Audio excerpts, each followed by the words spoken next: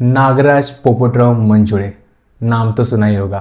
Yes, ज्या सिनेमाची अनेक वर्षापासून आपण वाट बघत होतो, जो सिनेमा अनेक वर्षांपासून महिन्यापासून चर्चेत होता, तो सिनेमा अखेर रिलीज होण्यास सज्ज झालाय. मी बोलतोय खाशाबा या मराठी सिनेमाबद्दल. भारतीय इतिहासातलं पहिलं मेडल ज्यांनी आपल्याला मिळवून दिलं ते खाशाबा जाधव. गेल्या अनेक दिवसांपासून हा सिनेमा येणार अशी खूप चर्चा झाली. या सिनेमावरती वाद देखील झाले. अखेर जेव्हा आज टीझर आला तेव्हा समाधान मिळालं. खरंच काय बाप लेवलचा टीझर झालाय. या सिनेमाचे प्रत्येक व्हिज्युअल्स इतके कमाल वाटत आहेत ना, खरंच हॅट्स ऑफ आहे नागराज अण्णाला. सिनेमाचा टीझर पाहिला आणि कळालं येस असा असतो टीझर. मराठी सिनेमा आतापर्यंत 100 करोडपर्यंत येऊन गेलाय. मी म्हणतो आता 500 करोडची तयारी ठेवा.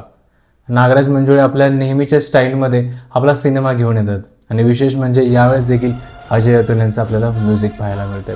या गाण्यामध्ये खाशाबा हे जे आपल्याला टायटल सॉन्ग ऐकायला मिळते ते कमाल वाटतं.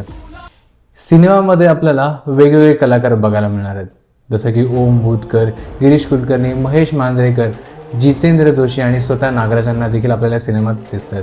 या सिनेमाच्या सिनेमॅटोग्राफीबद्दल बोललं तर प्रत्येक सीन त्यांनी असा दाखवला आहे की येस हा सिनेमा कधी रिलीज होईल आणि कधी थिएटरमध्ये बघायला जाऊ अशी उत्सुकता दिसते.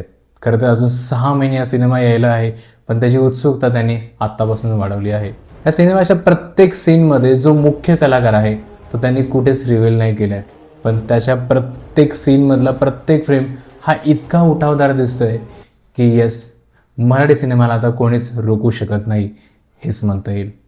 या सिनेमाची प्रत्येक बाजू ही उत्तम झाली आहे. फक्त टीझरमध्येच हे आपल्याला इतका प्रभाव दिसतोय, तर सिनेमाचा ट्रेलर आणि मुख्य सिनेमा आल्यानंतर काय होईल हे बघण्याजोग्य आहे.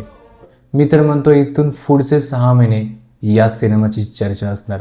त्यामुळे सिनेमातलं मुख्य पात्र कोण असणार याविषयी प्रत्येक टप्प्याला आपल्याला जाणून घ्यायला आवडेल. बाकी तुम्ही या सिनेमाचा टीझर पाहिलात का आणि तो तुम्हाला कसा वाटला हे कमेंट सेक्शनमध्ये मला नक्की सांगा.